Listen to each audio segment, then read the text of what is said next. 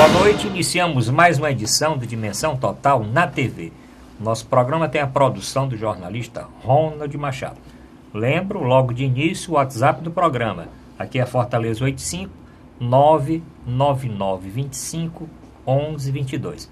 Encaminhe a sua mensagem, comente o nosso programa. Lembro também o nosso portal na internet, portal@arrudabastos.com.br. O telespectador pode rever todos os nossos programas anteriores.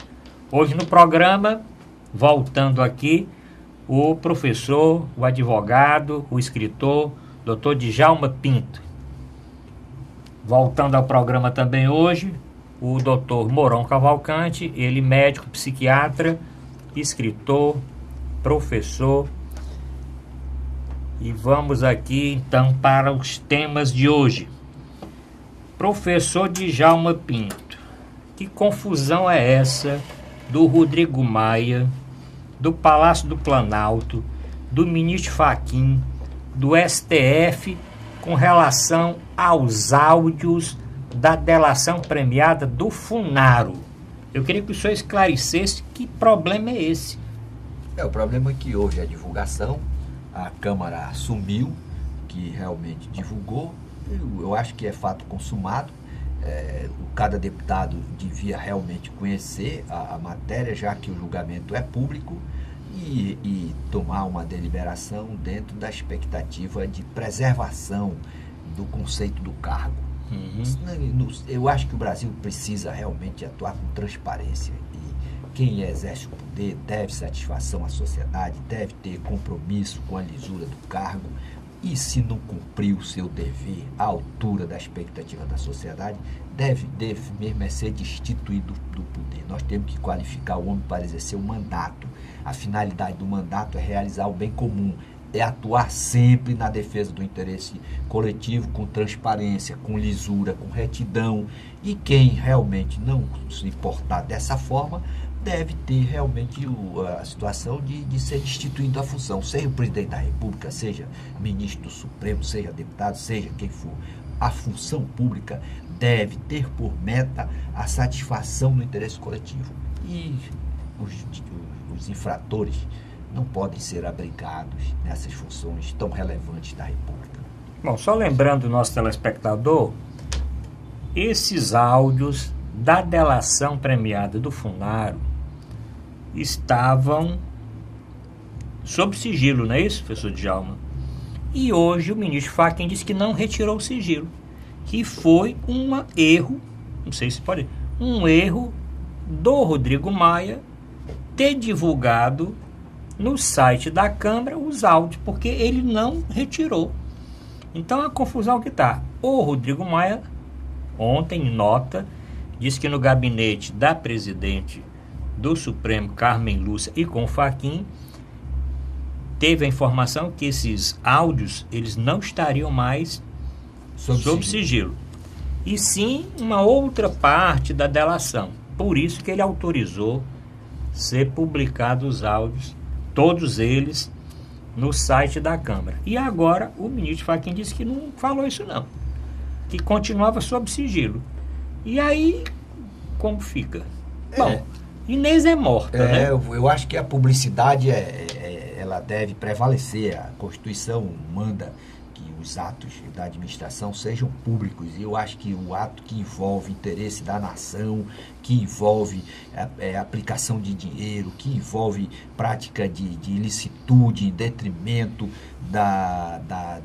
do bem-estar coletivo, em detrimento da melhor condução da administração, isso deve ser explicitado mesmo. Todo mundo que for exercer o poder deve saber que tem que se conduzir de forma retilínea, dentro da legalidade, para evitar para evitar que seja surpreendido com denúncias, com acusações, e tudo realmente dentro do primado da ampla defesa e do contraditório. Mas a administração tem que ser transparente. Então, a publicidade é um dos requisitos de validade de qualquer ato administrativo.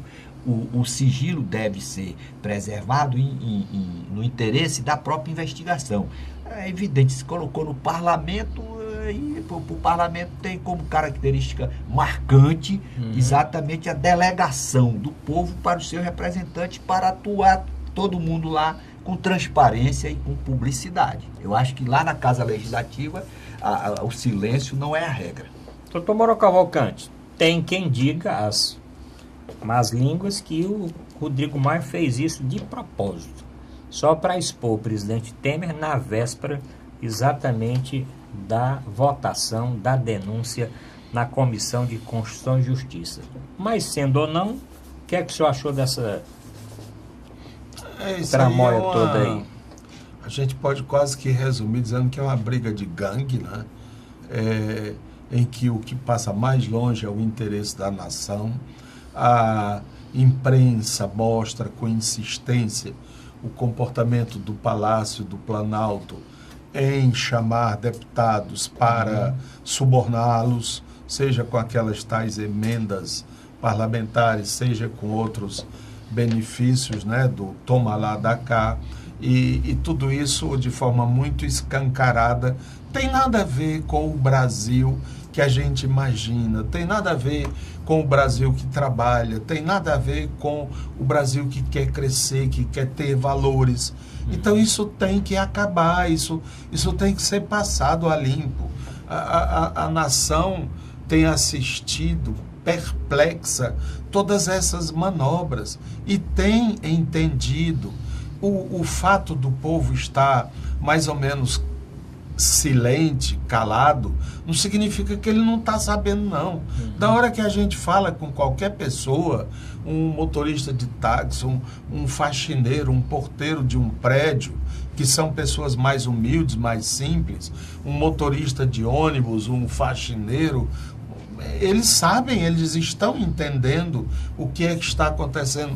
Como é que essa chamada elite política do país se comporta de um modo tão esdrúxulo, de um modo tão venal, de um modo tão imoral? Então, há uma espera e uma vontade de que essa coisa termine dentro da normalidade constitucional. Se esse presidente tem motivos para ser afastado, não importa se a eleição é no próximo ano, amanhã de manhã ou de tarde, ele tem que ser afastado, porque isso faz parte do princípio.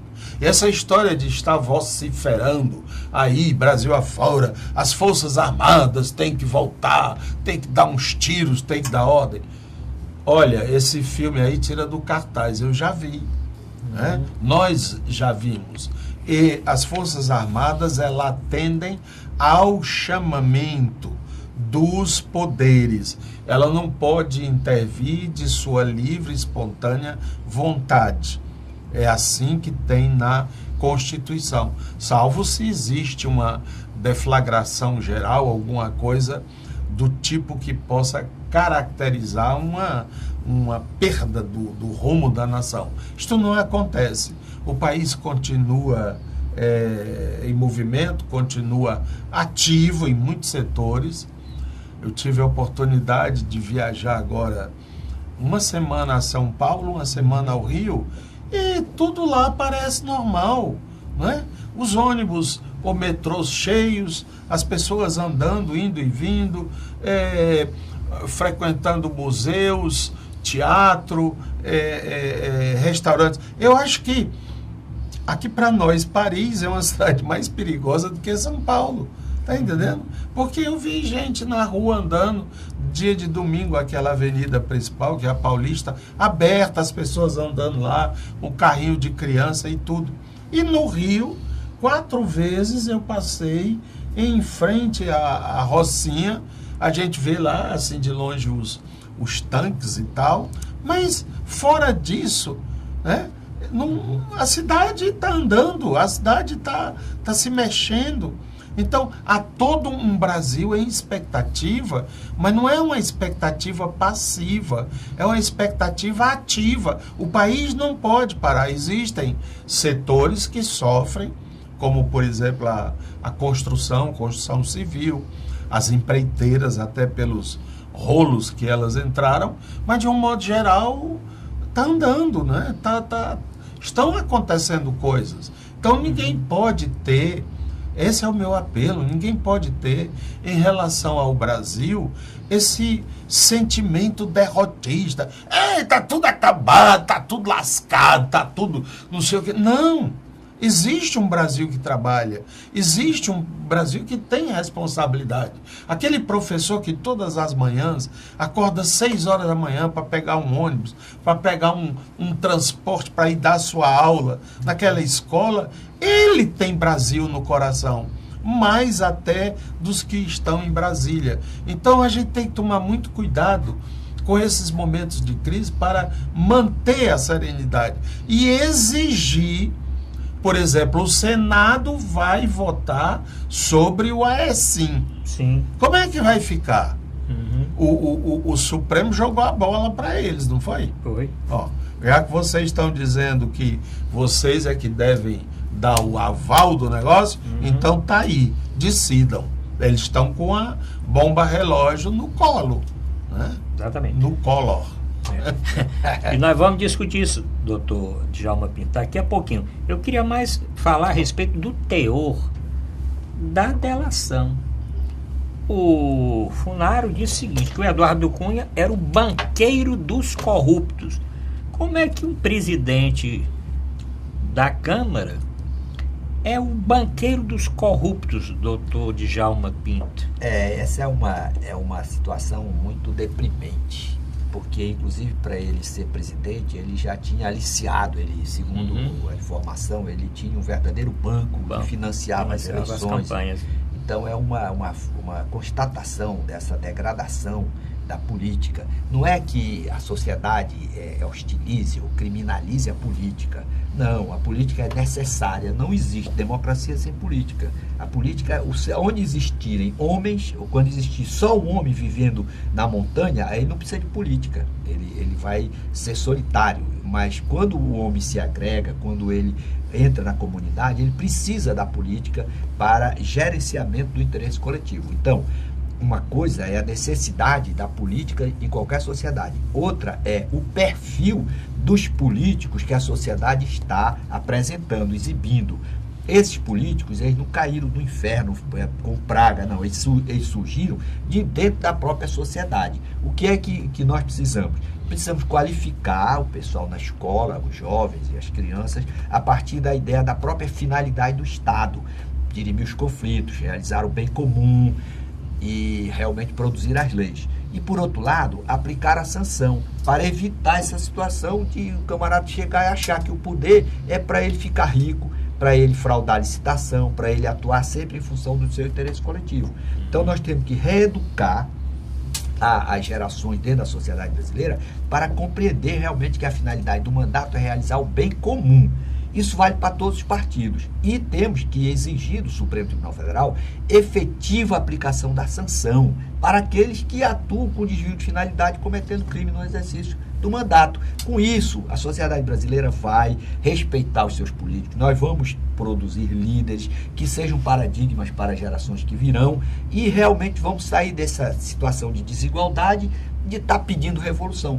Quem está pedindo, professor Mourão, surpreendentemente, muitos jovens que não vivenciaram aquele período obscuro de 1964. Aí acho que os políticos estão envolvidos com a criminalidade e tal, acho que os generais vão resolver. Os generais tiveram oportunidade em 1930, deram o golpe em 30, em 64, e de 64, quem foi que eles, para que eles entregaram o poder? Depois de tirar Carlos Lacerda, Zé Martinho Rodrigues e tantos líderes, entregaram para Maluf, José Sarney, Collor de Mello, Renan Calheiros, Lula, etc. Então, não é por aí. Nós temos realmente que cumprir a Constituição, afastar do poder, porque a grande característica da democracia não é só a legitimidade do povo de investir o governante, é também a prerrogativa dos representantes para retirarem do poder aqueles que cometem os deslizes ou aquelas irregularidades que ensejam a destituição do mandato. Eu acho agora que, assim como eu acho que a presidente Dilma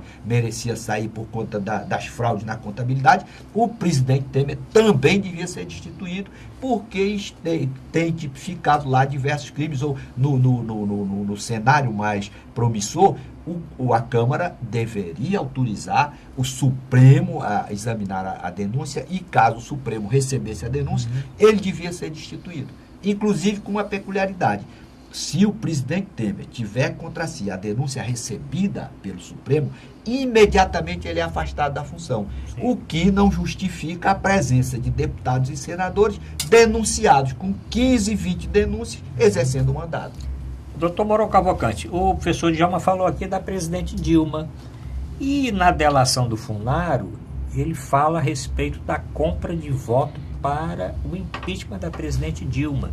Inclusive citou o nome de um deputado do Ceará, que recebeu R$200 mil e que não foi votar. E ele relatou, inclusive, uma conversa posterior à votação com o Eduardo Cunha, que o Eduardo Cunha estava muito chateado, porque recebeu 1 milhão aí, deu 200 para esse deputado, e o deputado não foi nem votar. E aí, Cunha, impeachment, esse deputado do Ceará e mais o banco de corrupção lá, e o deputado da tatuagem. Segundo o Funaro, o deputado da tatuagem, que tem uma tatuagem no ombro do presidente Temer, é o deputado que mais se vende na Câmara dos Deputados.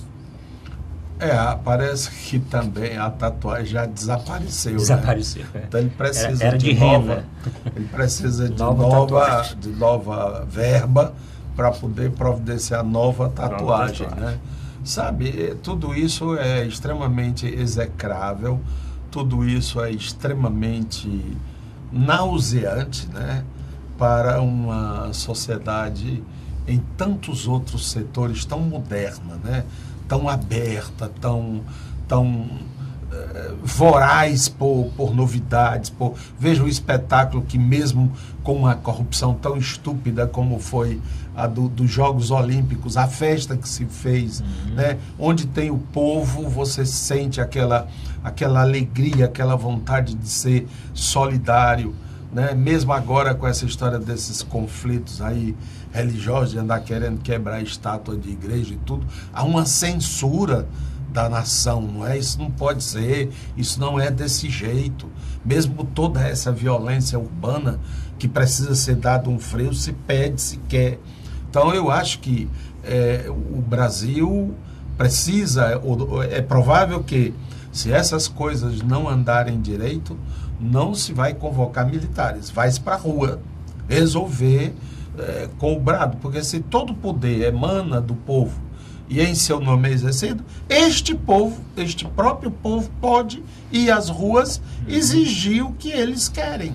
Né? Nós não queremos essa Brasília, nós não queremos esse Congresso, nós não queremos esse Senado, nós não queremos essa presidência da República com todo esse ministério também igualmente corrupto. A gente quer um país onde a gente sinta orgulho, onde a gente veja o crescimento, o investimento maciço na questão da educação, que está diminuindo, na saúde, que está matando. Então vamos acabar logo de vez com esse pessoal aí. Eles não servem para dirigir a sociedade, não servem. E atenção, isso que se diz em relação a Brasília... é quase mutatis mutandis o que se pode dizer em relação ao estado do Ceará e em relação ao município de Fortaleza. Quando a gente vai olhar os parâmetros, por exemplo, no caso do estado de segurança, no caso municipal de saúde, etc. e tal, a gente também fica com a orelha, né, com a pulga de trás da orelha. Bom, vamos aí dar voz aos delatados.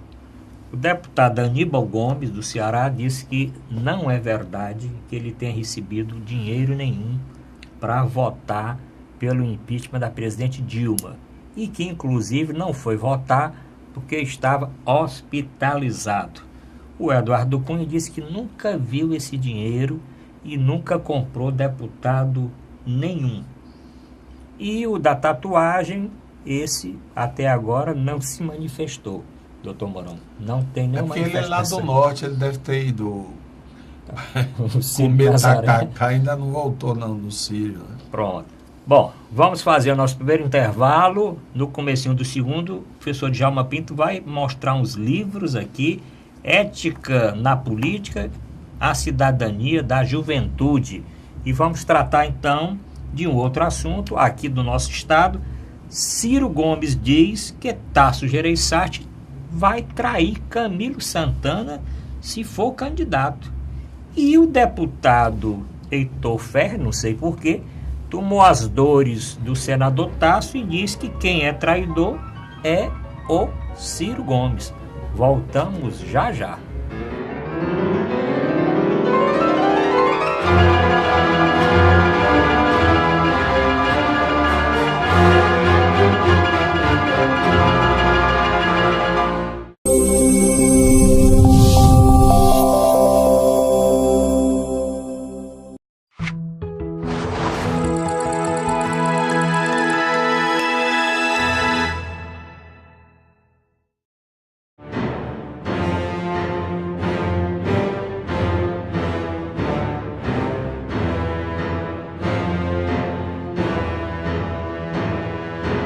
Boa noite, voltamos a apresentar Dimensão Total na TV. Lembro mais uma vez o WhatsApp do programa, 85 Fortaleza 999251122 e o nosso portal na internet, portal@arrudabastos.com.br. Mas eu deixei aqui no ar, no final do primeiro bloco, professor Djalma, esta frase do ex-governador, ex-ministro, ex-prefeito de Fortaleza, Ciro Gomes, que diz que Tasso Gereissati, se for candidato a governador, é um traidor, vai trair o governador Camilo Santana. Professor Djalma.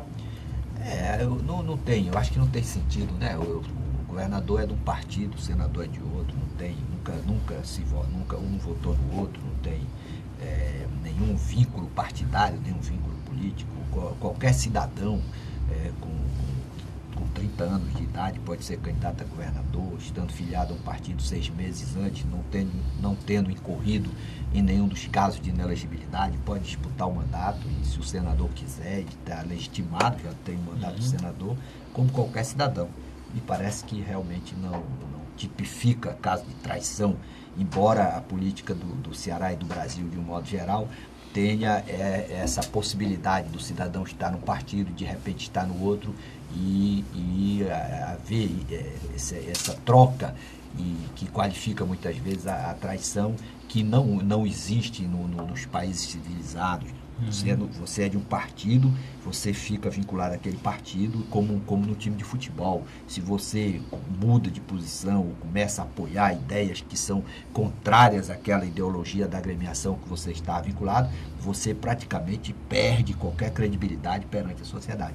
Então, me parece que todo cidadão, o senador Tasso Gereissati, qualquer cidadão com mais de 30 anos pode legitimamente, estando filiado a um partido 6 meses antes da eleição, domicílio eleitoral agora também mudou, era um ano, agora são 6 meses, pode disputar mandato. Até o professor Mourão, você, da Baixa, pode exercer a chamada cidadania passiva. Doutor Mourão Cavalcante, o senador Tasso Gereissati vai ser candidato? Ele é o que o Ciro diz? O Ciro é o que o Heitor falou? Eu lembrei-me de uma poesia do Carlos Drummond, né? João que amava Maria, que amava não sei o que não sei o que, e acabou se casando com Raimundo Pinto de Souza, que até agora não entrou na história. Não tem essa poesia? Então parece que a sucessão do Ceará são sempre os mesmos atores, né? Se nós pegarmos um jornal assim de 12 anos atrás, são esses os atores. Pouco muda. E isso é lamentável. O Ciro não pode estar falando de traição, porque foi muito grave o que eles, Ferreira Gomes, fizeram, por exemplo, com o próprio Tasso, não é? Eles eu recordo que até na época eu escrevi um artigo que teve um certo impacto. O título era Até Tu, Brutus, né? Em relação aos Ferreira Gomes, sendo o doutor Tasso o Júlio César, né? Sim. Que ele tinha um filho de criação na antiga Roma, e então fizeram um complô para matar o Júlio César. E um dos que deu uma punhalada foi Brutus, que era o filho adotivo, querido de Júlio César. E quando ele viu aquilo, ele virou-se e disse: até tu, Brutus. Porque toda a carreira do doutor Ciro Gomes tem o dedo, né? Tem o aval do senador Tasso Gereissati. Isso ele não pode negar, está aí o registro na história. E ele vi falar de traição agora. E o que é traição em política? Se realmente eles estão em polos diferenciados, né? Por isso não, que aí há ambiguidade. O Camilo é PT. Sim. Ele deveria estar aliado na defesa do presidente Lula. Ele se abraça com o Ciro. Mas o próprio Tasso já fez isso, abandonando a campanha do Serra para apoiar o Ciro. Então, eu diria que eles são estudiosos de negócio de traição, mas são protagonistas. E nesse mistério, eles são, pelos pulos que já deram em quase todas as siglas partidárias, eles sabem bem o que é isso. Professor Djalma Pinto, Tasso Gereissati se reúne com Eunício. Agora, só um comentário. Vamos voltar. O Ciro dizendo isto, sim, aguça, é como que cutucar leão com vara curta. O leão não está nem com vontade de correr atrás de você e lhe pegar, tá entendendo? Mas a cutucada que o Ciro deu, espere a resposta do Tasso, tá entendendo? Eu acho que ele não leva desaforo para casa. Eu acredito, né, professor Mourão, que já, por isso é que o Tasso já se reuniu com o Eunício, para ver qual o ânimo aí do senador Eunício nessa disputa, né? Porque ninguém quer perder sua posição. Hoje o Eunício é presidente do Senado, né? Ele entrar numa disputa para governador e perder o foro privilegiado é meio complicado, né? Ele entrar numa chapa aí forte, garantindo a reeleição dele como senador, também tem seu valor. E aí, professor Djalma? Ele vai examinar o que é mais conveniente para a manutenção do seu cargo, do seu poder e do seu foro por prerrogativa de função. Eu acho que os partidos do Brasil e do Ceará, de modo geral, precisam se democratizar, precisam ter várias instâncias de discussão, de projetos para a formulação de políticas públicas justas, direcionadas para a realização do bem comum e oxigenando, dando oportunidade a novas lideranças, a mentalidades arejadas. Eu acho que isso era muito importante para a nação. Uma nação não pode viver com lideranças permanentemente fixadas, sempre direcionadas para sua manutenção no poder.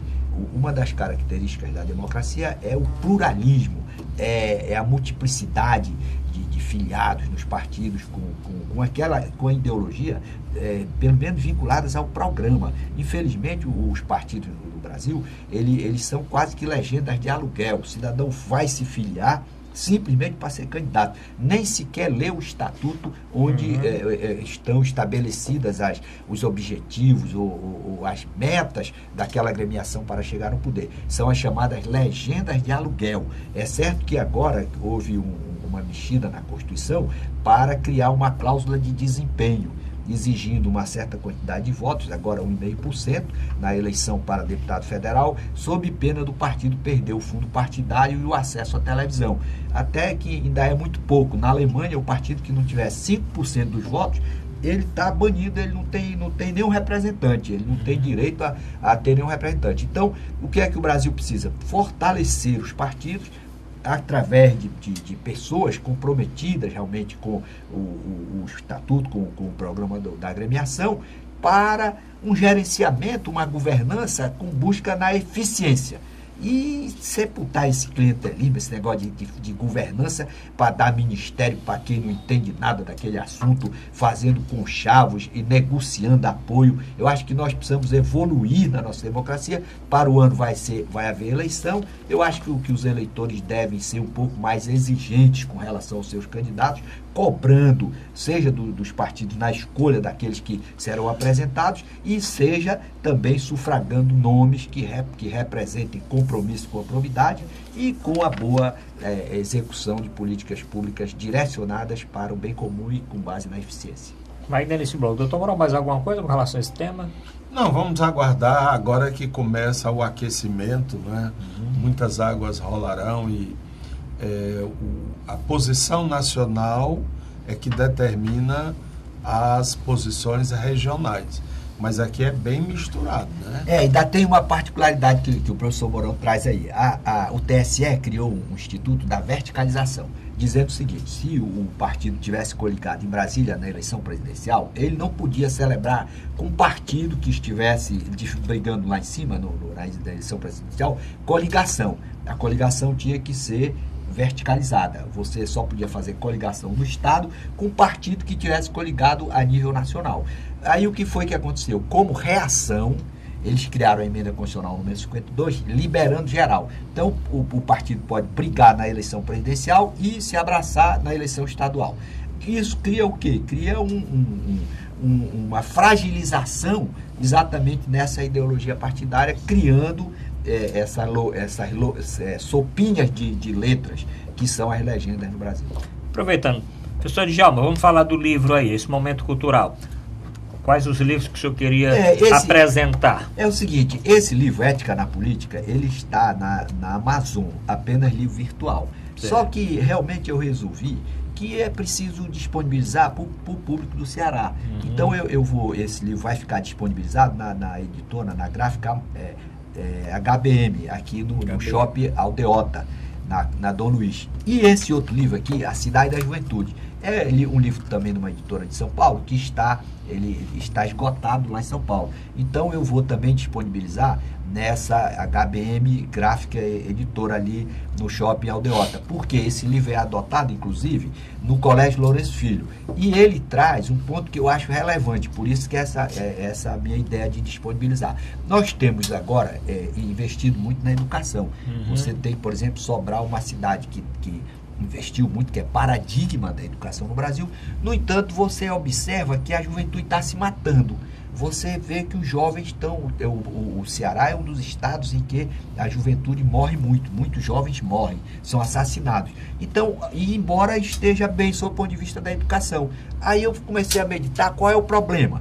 O problema é que nós temos que compreender que a educação não é só a transmissão de saber técnico, somar, multiplicar, dividir, ler e tal, escrever. Nós temos que também compreender a educação como transmissão de valores.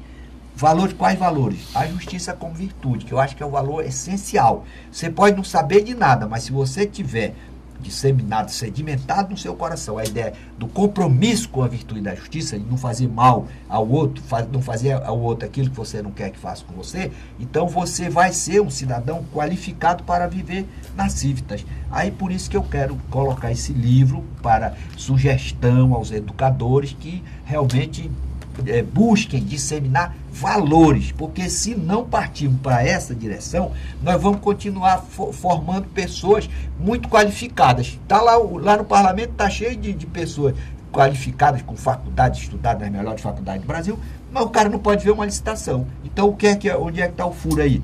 Nós precisamos adicionar à educação do saber técnico os valores. Professor Djalma, deixa eu mostrar aqui uma vez que ele é aquele cartão do local, da HBM. Porque vamos botar aqui o nosso querido Ayrton vai botar aqui os caracteres para o nosso telespectador. Então, olha, professor Djalma Pinto, A Cidade da Juventude, Formação e Consciência Política para Jovens que alguns colégios, o senhor citou até ali antes do programa, o colégio qual? Lourenço Filho? Colégio Lourenço Filho. O Lourenço Filho adota este livro. livro, né? Então vai estar disponibilizado, aí você vai ver o site aí da HBM.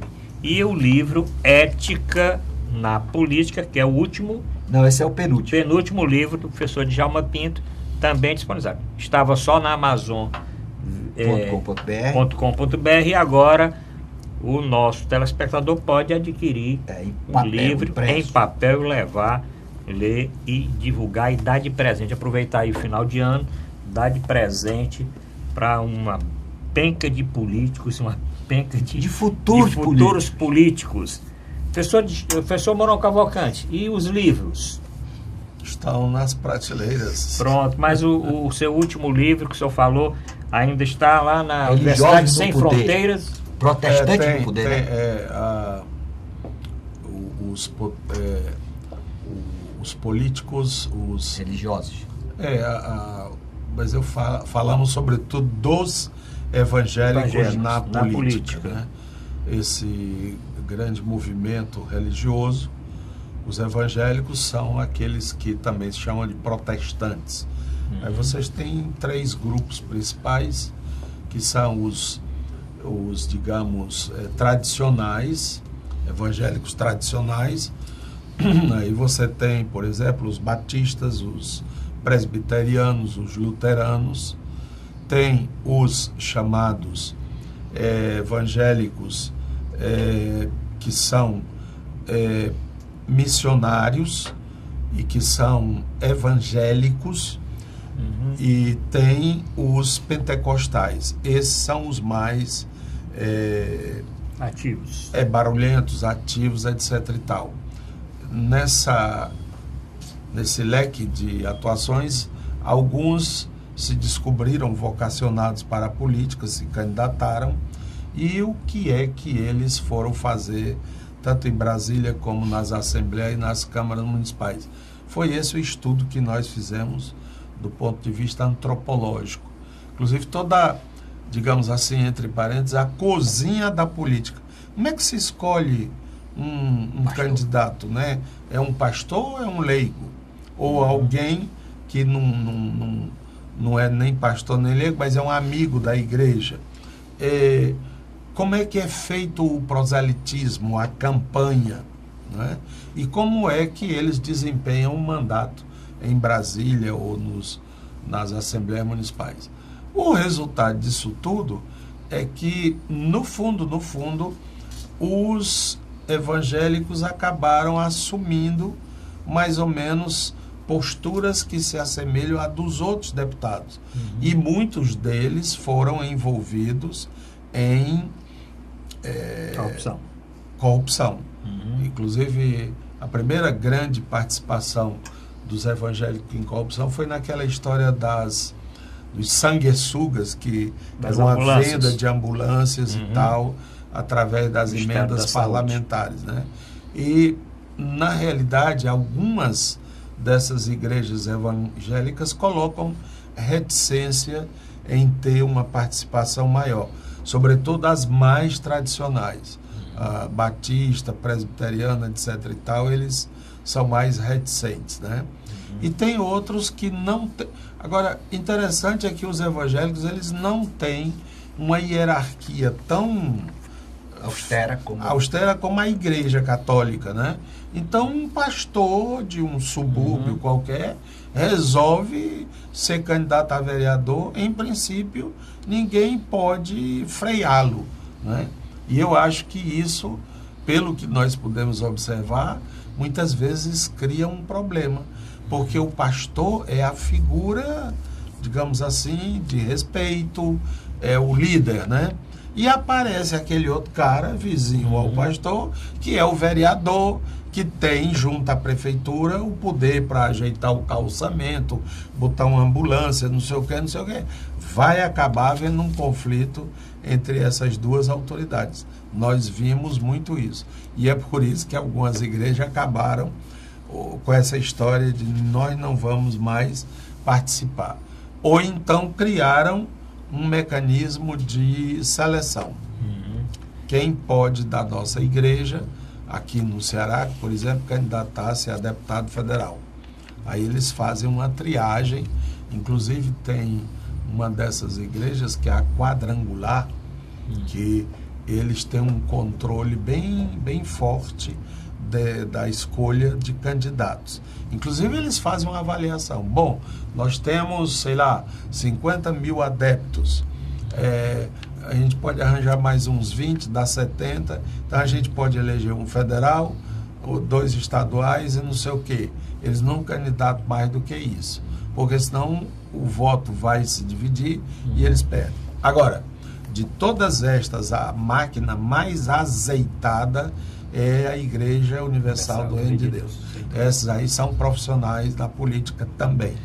Inclusive tem um questionamento já no direito eleitoral sobre o abuso, porque você vai competir, como é que você vai competir? A igreja com a sua estrutura como uma verdadeira máquina, como o professor Moura colocou, direcionando os fiéis para aquele candidato. Aí o outro cidadão que vem com a sua proposta, realmente fica um certo desequilíbrio. Existe começando a estudar, alguns professores e começando a debater esse tema, inclusive em seminários do direito eleitoral. Agora, ficou claro aí, por outro lado, que, por exemplo, no Irã, quem manda é o religioso. O Estado se confunde com a religião. Nós nos libertamos disso. Quando as cruzadas foram derrotadas, o Estado se separou. A igreja foi para um lado e o poder político foi para outro. Agora, de qualquer maneira, como ele citou também, existe muita corrupção também envolvendo religiosos, o que mostra a baixa qualificação das nossas instituições para preparar o homem para o exercício do poder. Por quê? Onde é que está o furo? Primeiro, nas escolas, nós temos que deixar bem claro qual é a finalidade do mandato e, sobretudo, aplicar sanção. Porque os penalistas, Cesare Beccaria, Michel Foucault, todo mundo que estuda o direito penal, grandes baluartes da ciência do direito penal, eles dizem que o grande papel da sanção é desestimular os infratores. A pessoa sabendo que se for exercer o poder vai sofrer sanção, não vai praticar ilicitudes. Bom, vamos terminar agora, nós vamos já começar, vamos terminar o segundo bloco, terceiro bloco, Pinga Fogo. Vamos saber aqui da ração do prefeito Dória para as famílias carentes de São Paulo. Um telespectador mandou esse tema. O outro quer saber por que os ruralistas estão comemorando aí uma portaria do ministro da Agricultura que proíbe que se divulgue a lista suja a respeito de trabalho escravo. E tem um outro telespectador que quer que se fale, doutor Mourão, a respeito daquela ação do Conselho Federal de Medicina que proíbe os enfermeiros de realizarem uma série de atividades que eles já realizam há bastante tempo, principalmente na atenção básica. Voltamos já.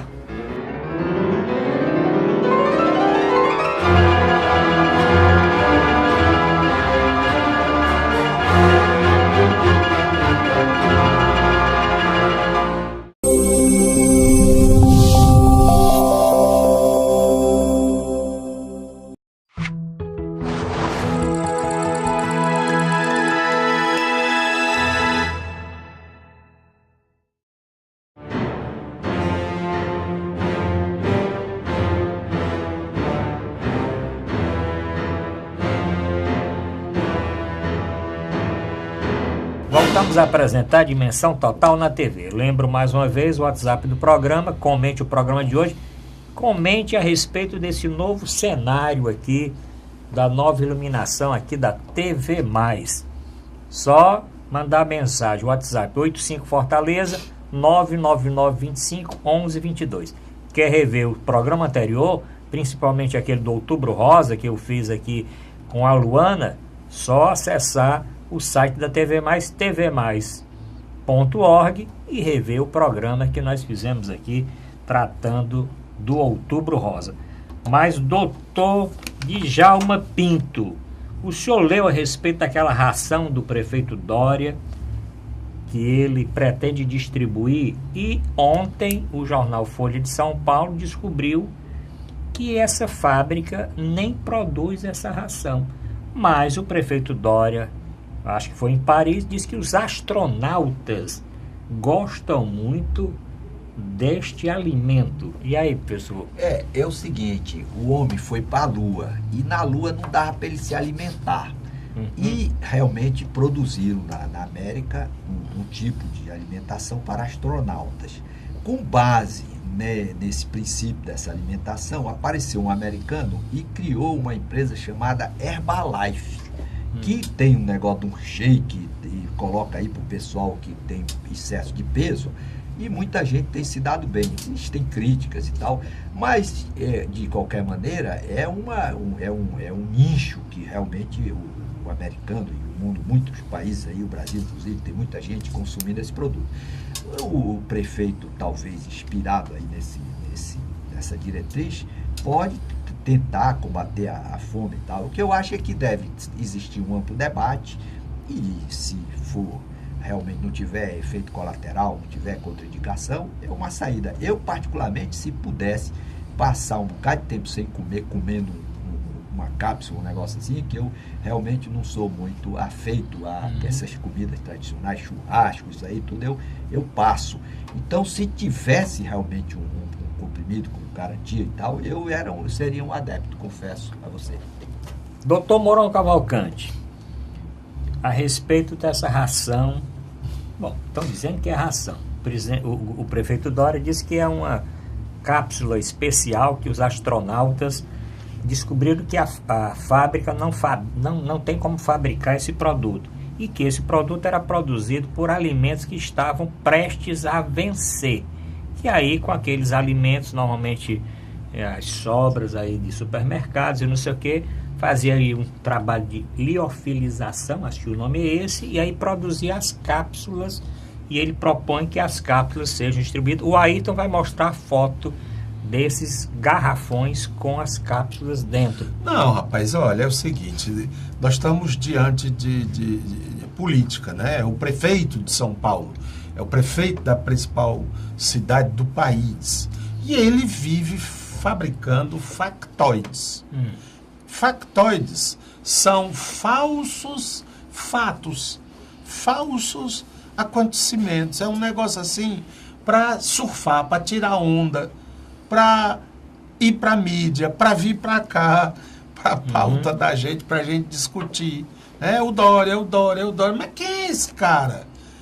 Rapaz, vamos acabar com palhaçadas, né? Essa história, vamos comprar umas pílulas de astronauta para dar para o povo. É muita sem vergonhice, sabe? É cachorrada. Eu acho que o povo merece mais respeito, sobretudo de um dirigente da principal cidade deste país. Alimento é alimento, comida é comida, é o pão, é o arroz, é o feijão, é a carne, são proteínas, são glicídios, carboidratos, etc. e tal. Então não é esse negócio de... Mas tudo isso é para poder... Falem mal, mas falem de mim. Eu não posso sair da mídia. Não tem também a do Bolsonaro dessa semana? Ele também fica inventando. Vamos dar uma surra do homem na mulher que fez desaforo ao homem. Vamos armar todo mundo. Todos eles têm um besterol toda semana. Eu acho que o país já está mais maduro do que o seu estamento político, sabe? Não sei o que é isso, nem quero saber. Não, agora só para fazer um contraponto com o professor Mourão, por exemplo, lá em São Paulo existia uma quantidade muito grande de pessoas que não eram atendidas nos hospitais, não havia vencimento. Ele chegou lá e disse que ia arrumar uma solução, e em São Paulo, em 3 meses, 4 meses, conseguiu reduzir drasticamente a lista de pessoas. Então é um crédito que o cidadão tem, um inovador e tal, um gerente e tal. Eu, particularmente, faço uma restrição a ele, com esse negócio de estar viajando para Paris e tal. Aí eu já realmente acho que é uma vulnerabilidade desse cidadão. Mas se, por exemplo, veio com uma inovação, eu acho que o mundo está em aberto. Por exemplo, agora mesmo o Uber. Você pede um carro aqui e tal, aí o taxista já está chateado. O mundo é de inovações.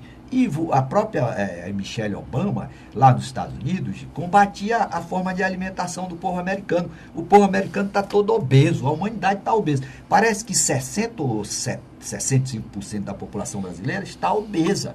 Então, nós temos que começar a estimular o pessoal a retificar a alimentação. Pode não ser esse mecanismo, mas que o brasileiro precisa retificar a forma de comer, esse negócio de estar comendo McDonald's, comendo mal, o cara fica obeso, o coração vai realmente ter problema, o colesterol, glicose, esse negócio todo que causam danos irreparáveis e que oneram sobremodo a saúde do brasileiro. Então, me parece que se você apostar na prevenção, é uma coisa saudável. Você, como médico, pode até esclarecer qual é o tipo de alimentação ideal.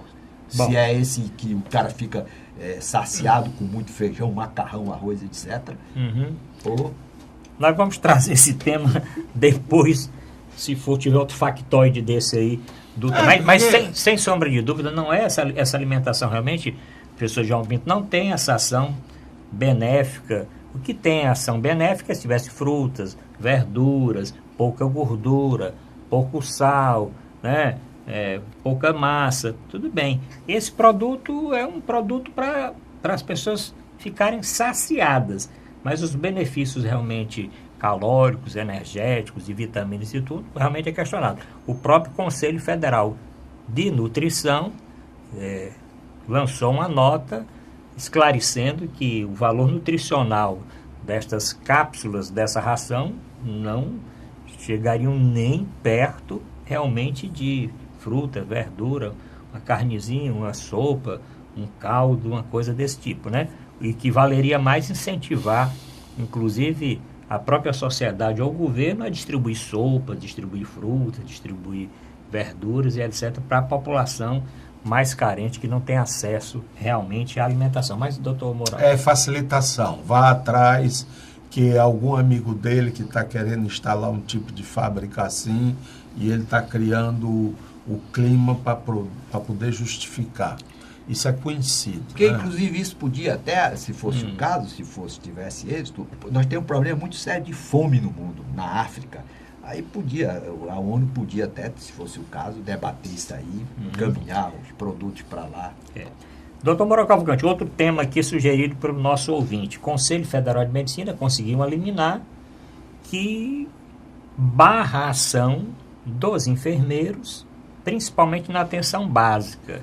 Eu que sou do interior, conheço bem que os enfermeiros têm uma ação muito específica, fazendo teste rápido do HIV, fazendo o exame de Papa Nicolau, solicitando mamografias, juntamente com o médico, avaliando o pré-natal. E esta liminar conseguida pelo Conselho Federal de Medicina, de imediato, barra essas atividades dos enfermeiros, dizendo que isso aí quem deve realizar, quem deve pedir são médicos. E aí nós estamos num impasse porque a maioria dos serviços da atenção básica do interior do estado estão quase parando, porque não temos médicos para realizarem essas atividades que os enfermeiros há muito tempo realizam, doutor Mourão Cavalcante. E agora? Bom, para significar uma facilidade ou uma facilitação, está se querendo legitimar uma atividade onde faltaria a qualificação prévia. Não é porque não se tem motorista de ônibus, porque os motoristas estão em greve, que você vai pegar aí soldados. Não foi uma época que quiseram, os motoristas entraram em greve, aí convocaram os soldados para dirigirem os ônibus. É uma temeridade, eles podem até ter a carteira, não é? Eu acho que com isso o governo está querendo simplesmente diminuir os custos, porque se é uma atividade própria ao médico, que foi isso que a justiça reconheceu, não tem que, a pretexto, porque o médico não vem ou o médico não está, dizer que a enfermeira pode fazer. Acho que tem que ser pago ao médico o salário justo e exigir dele a presença e a performance. Isso se pode saber. quantos exames esse médico solicitou por mês, quantos atendimentos ele fez. Isso pode ser facilmente quantificado e cobrado. Por que a Secretaria de Saúde do Estado ou do município tem medo de cobrar de um médico? Por quê? Acho que deve cobrar como cobra de qualquer profissional. Mas não pode estar com esses arranjos, essas marmotas. Não, o médico, é porque o médico não vem, por isso é que elas estão assinando. Os médicos não vêm, por isso é que estão carimbando. Não é assim. Não é assim nos países desenvolvidos. O que as entidades da enfermagem e muitas entidades também, até mesmo médicas, alegam que essa ação dos enfermeiros estão dentro de protocolos do próprio Ministério da Saúde. O próprio Ministério da Saúde reza nos seus protocolos que quem faz essa atividade são os enfermeiros. Por isso que eles estavam realizando exatamente essa ação na atenção básica. Mas, doutor Djalma Pinto, precisa eliminar para cá, eliminar para colar, o cara lança uma coisa. Nós não estamos vivendo um mundo de tudo judicializado. Não dá para o Ministério da Saúde sentar com as entidades, sentar com o próprio governo e tentar ver uma solução para esse caso. Eu acho que só não pode prejudicar a população. Se no município não tem médico, então o cidadão está precisando lá, vai sofrer. Eu acho que o direito tem que ser aplicado com base na realidade onde ele tem vigência. Então, a razoabilidade, a ponderação, realmente o bom senso devem prevalecer em determinadas circunstâncias. Eu acho que está certo, demarcou a competência do médico, onde ele deve atuar, tudo bem. Existindo o médico disponibilizado, realmente não tem havendo a disponibilização para a população, não cabe, talvez, a atuação do enfermeiro. Mas onde realmente não existe médico, como existem vários municípios aí pelo Brasil afora, onde, mesmo que a prefeitura busque pagar um salário até alto e existe dificuldade, então me parece que, em função de cada peculiaridade do município, nós temos que conciliar os interesses, de sorte que a população não fique prejudicada. Acima de tudo, o interesse da população deve ser preservado. Bom, ainda 2 assuntos aqui, ver se 4 minutos, ver se dá para falar a respeito disso.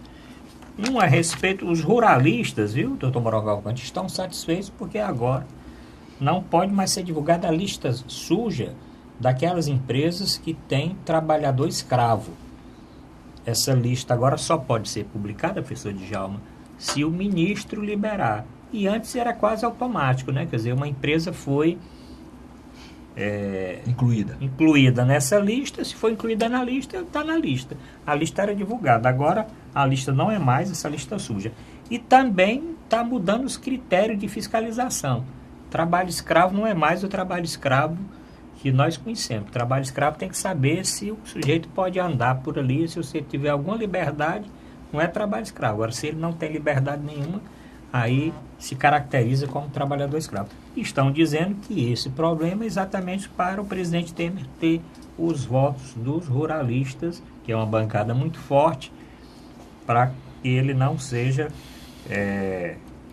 a ação aí da Procuradoria-Geral da República, que pede exatamente a abertura deste processo, que ele não seja aberto, professor Mourão. Aí mais uma vez aquele velho jogo de clientelismo que se verifica até no nível central, não é? Nós vamos fazer isso para vocês e vocês fazem isso para a gente. O que é autorizado em lei deve ser divulgado e dito e desmascarado e processado e abacado. Não sei para que criar esses privilégios.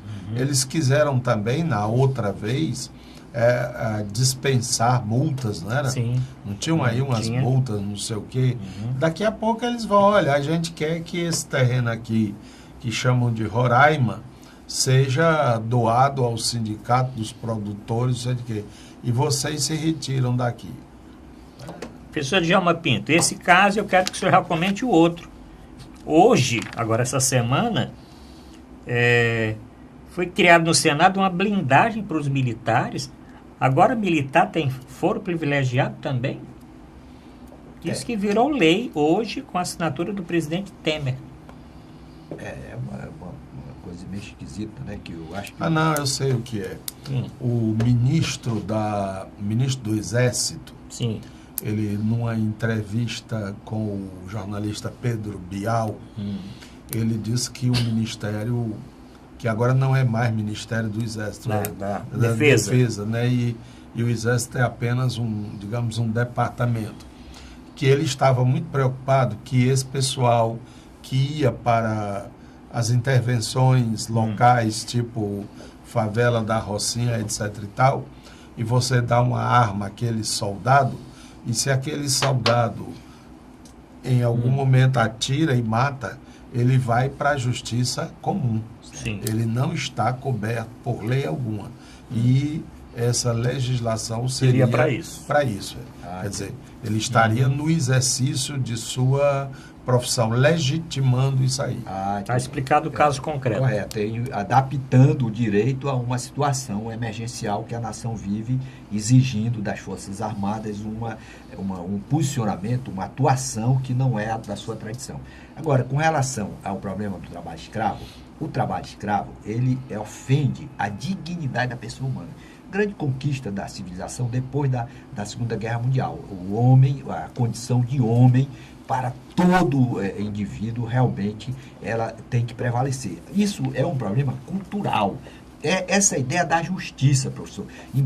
Professor Arruda Bastos, embora a Constituição diga que o objetivo da República é construir uma sociedade livre, justa e solidária, não basta só a Constituição ter esse propósito, ela expor isso em norma abstrata. É preciso que haja uma efetiva vivência desse sentimento da justiça. Então, o que é que nós precisamos? O empresário se colocar no lugar do empregado e o empregado se colocar no lugar do empregador. Então, nós temos que buscar formar homens justos para quaisquer atividades, seja para exercer um cargo na esfera política, seja no âmbito profissional. Nós temos que formar essa ideia. Nós somos iguais, nós nascemos e todos morreremos.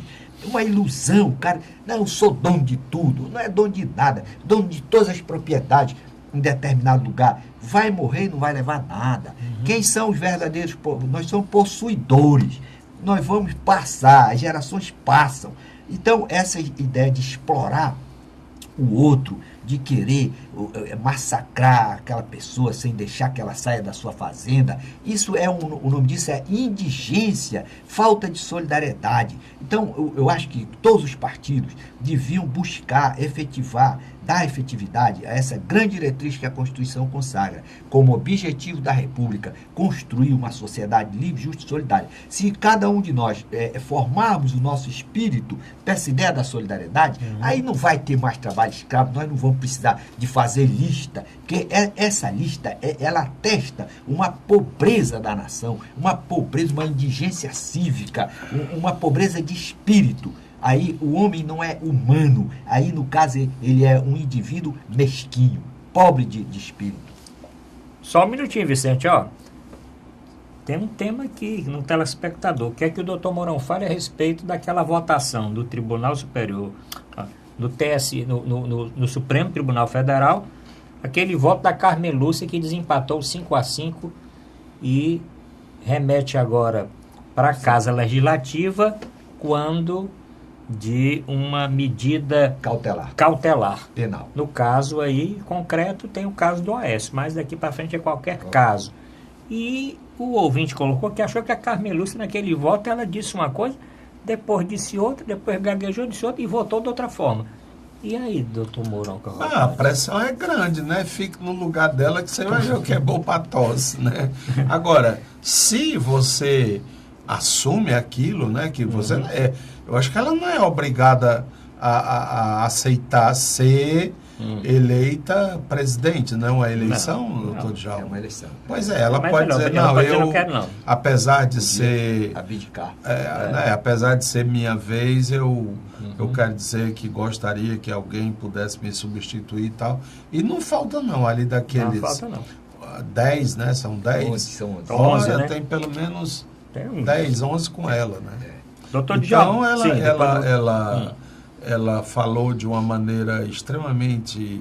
Ela sabe a responsabilidade do ponto de vista constitucional. A informação que eu tenho é que foi correto a posição do Supremo nessa circunstância. E deram ao Senado a oportunidade de dizer, tá aí, vocês não dizem que sabem julgar? Pois julguem. Pronto, está na mão, no colo de vocês. Professor Djalma, poucos segundinhos aí. Eu acho que realmente ela devia ter sido mais incisiva, né? O presidente da Suprema voto foi Corte tem que confuso dizer. demais. A minha posição é essa. Eu particularmente acho que o Supremo devia ratificar a posição da turma lá e dizer, não, a medida cautelar penal deve ser aplicada a deputado ou senador, porque todos são iguais perante a lei. A imunidade já é uma exceção, que no caso da nossa Constituição é até uma aberração, que a Constituição americana não prevê imunidade nessa dimensão. Se o cara assaltar, cometer um crime contra o patrimônio público, não tem nada a ver com imunidade. O que é que tem a ver isso?